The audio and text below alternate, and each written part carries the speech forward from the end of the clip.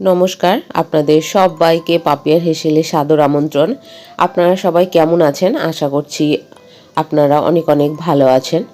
আজকে এই শীত স্পেশাল হিসেবে একটি রেসিপি আমি আপনাদের সামনে নিয়ে এলাম। আশা করছি রেসিপিটি আপনাদের পছন্দ হবে।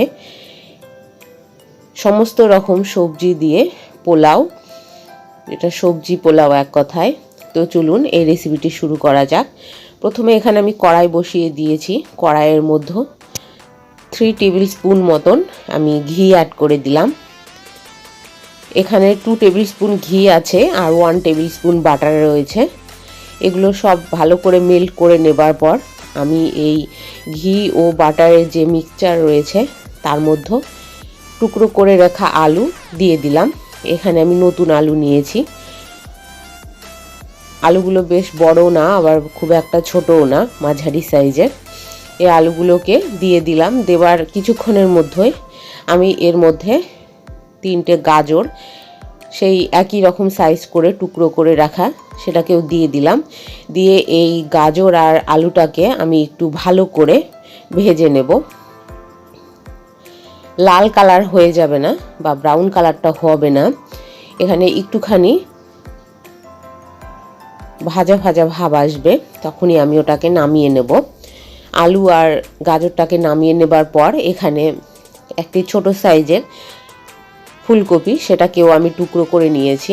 এই সাইজটাও খুব একটা বড় আর খুব একটা ছোটও রাখিনি, মাঝারি সাইজ রেখে এই ফুলকপিটাকেও আমি এই ঘি আর বাটারের মিক্সচারের মধ্যে আমি ভালো করে একটু ভেজে নেব।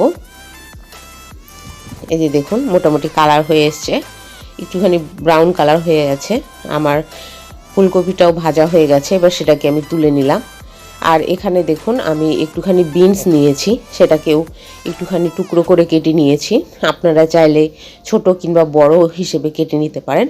আমি মাঝারি টুকরো হিসেবে কেটে নিয়েছি। নিয়ে এটাকেও আমি একটুখানি হালকা করে সতে করে নেব। এই যে দেখুন হয়ে গেছে। এবার এটাকেও আমি তুলে নেব। আর তার আগে দিয়ে দিচ্ছি এর মধ্যে একটুখানি মটরশুঁটি। আপনারা চাইলে এটাকে স্কিপ করতে পারেন, তবে যেহেতু শীতের সবজি হিসেবে আমি পোলাওটা তৈরি করছি সেই হিসেবে আমি একটুখানি মটরশুঁটি এর মধ্যে দিয়ে দিলাম।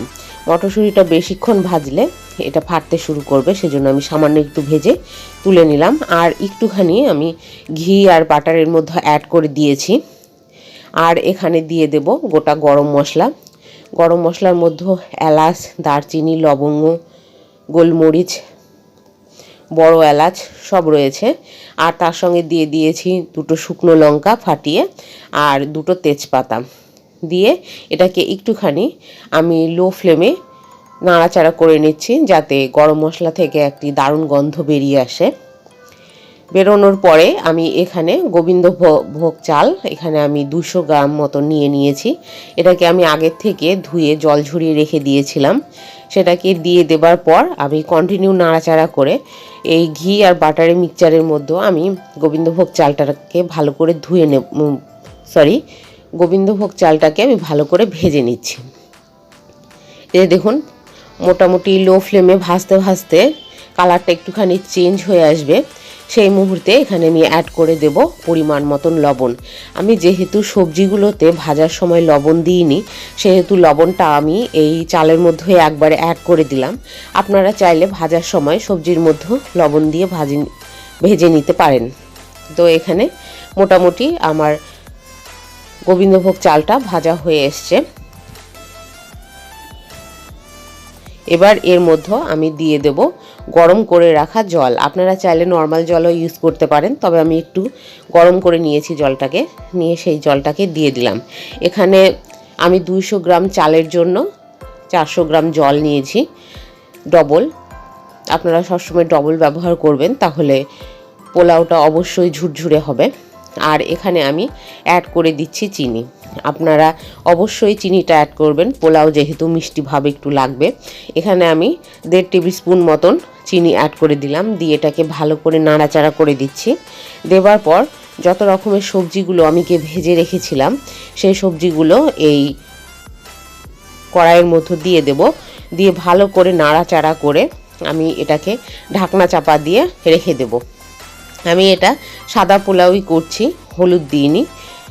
কারণ সবজির কালারগুলো যাতে সমস্তভাবে ভালোভাবে বোঝা যায় তার জন্য আমি আর কোনো হলুদ ব্যবহার করিনি। এখানে ঢাকনা চাপা দিয়ে মোটামুটি 5 থেকে 7 মিনিট মতন রেখে দিয়েছিলাম। তারপরে দেখুন এই যে চেঞ্জ হয়ে গেছে কালার। আর একটুখানি আমি নাড়াচাড়া করব।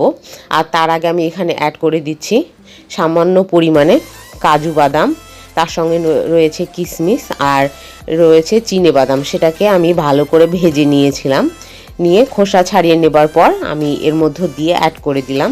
এবার ভালো করে নাড়াচাড়া করে আর কিছুক্ষণ ঢাকনা চাপা দিয়ে রেখে দিলে রেডি হয়ে যাবে আমাদের ঝরঝরে সবজি পোলাও। আর আমার সম্পূর্ণ ভিডিও দেখার জন্য আপনাদের ধন্যবাদ।